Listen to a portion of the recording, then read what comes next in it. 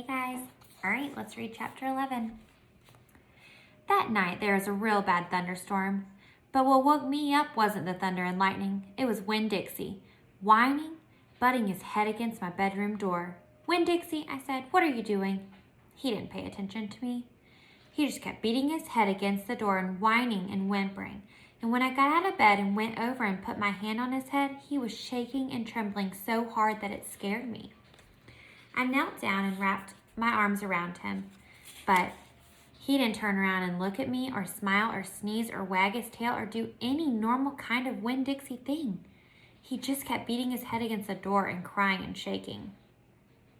"You want the door open?" I said. "Huh? Is that what you want?" I stood up and opened the door, and Winn-Dixie flew through it like something big and ugly and mean was chasing him.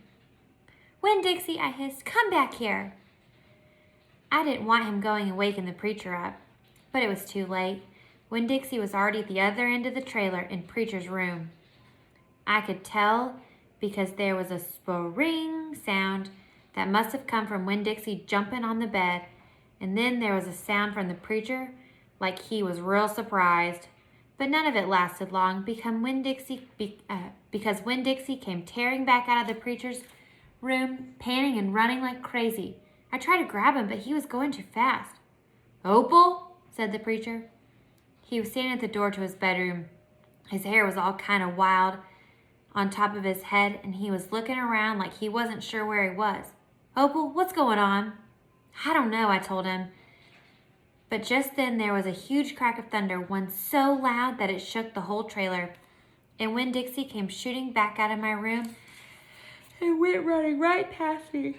And I screamed, "Daddy, watch out!" But the preacher was still confused. He just stood there, and Winn-Dixie came barreling right towards him like he was a bowling ball. And the preacher was the only pin left standing, and wham! They both fell to the ground. "Uh-oh," I said. "Opal," said the preacher. He was lying on his stomach, and Winn-Dixie was sitting on top of him, panting and whining. "Yes, sir," I said. "Opal," the preacher said again. "Yes, sir," I said louder. "Do you know what kind of pathological fear is?" "No, sir," I told him. The preacher raised his hand. He rubbed his nose. "Well," he said after a minute, "it's a fear that goes way beyond normal fears. It's a fear that you can't be talked out of or reasoned out of." Just then there was another crack of thunder, and Winn-Dixie rose straight up in the air like somebody had poked him with something hot. When he hit the floor, he started running. He ran back to my bedroom. I didn't even try to catch him. I just got out of his way. The preacher lay there on the ground, rubbing his nose. Finally, he sat up. He said, "Opal, I believe Winn-Dixie has a pathological fear of thunderstorms." And just when he finished his sentence, here came Winn-Dixie again, running to save his life. I got the preacher up off the floor and out of the way just in time. There didn't seem to be a thing we could do for Winn-Dixie to make him feel better, so we just sat there and watched him run back and forth, all terrorized and panting. And every time there was another crack of thunder, Winn-Dixie acted all over again like it was surely the end of the world. "The storm won't last long," the preacher told me, "and when it's over, the real Winn-Dixie will be back." After a while, the storm did end. The rain stopped, and there wasn't any more lightning. And finally, the last rumble of thunder went away, and Winn-Dixie quit running back and forth and came over to where me and the preacher were sitting and cocked his head like he was saying, "What in the world are you two doing out of bed in the middle of the night?" And then he crept off the couch, on the couch with us, this funny way he has, where he gets on the couch 1 inch at a time, kind of sliding himself onto it, looking off into a different direction, like it's all happening by accident, like he doesn't intend to get on the couch, but all of a sudden there he is. And so the three of us sat there. I rubbed Winn-Dixie's head and scratched him behind the ears the way he liked.